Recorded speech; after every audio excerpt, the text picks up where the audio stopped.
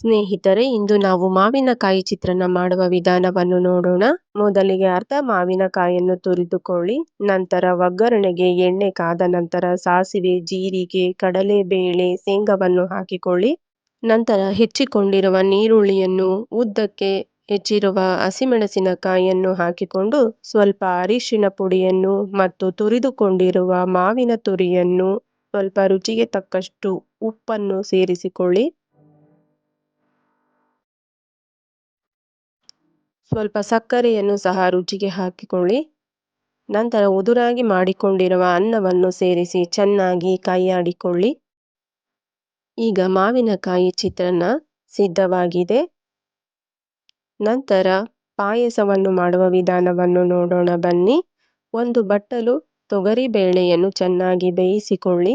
ನಂತರ ಅದಕ್ಕೆ ಕುಟ್ಟಿಕೊಂಡಿರುವ ಬೆಲ್ಲವನ್ನು ಹಾಕಿ ಕರಗಿಸಿಕೊಂಡು, ಬೆಲ್ಲ ಕರಗಿದ ನಂತರ ಅದಕ್ಕೆ ಸ್ವಲ್ಪ ಏಲಕ್ಕಿ ಶುಂಠಿ ಪುಡಿಯನ್ನು ಹಾಕಿಕೊಳ್ಳಿ. ಸ್ವಲ್ಪ ಹಾಲನ್ನು ಸೇರಿಸಿ ಚೆನ್ನಾಗಿ ಕುದಿಸಿ ಅದಕ್ಕೆ ಗೋಡಂಬಿ ದ್ರಾಕ್ಷಿಯನ್ನು ಬೆರೆಸಿಕೊಂಡು ನೋಡಿ, ಈಗ ಸಿದ್ಧವಾಗಿದೆ ಸವಿಯಲು ಪಾಯಸ ಮತ್ತು ಮಾವಿನಕಾಯಿ ಚಿತ್ರಾನ್ನ.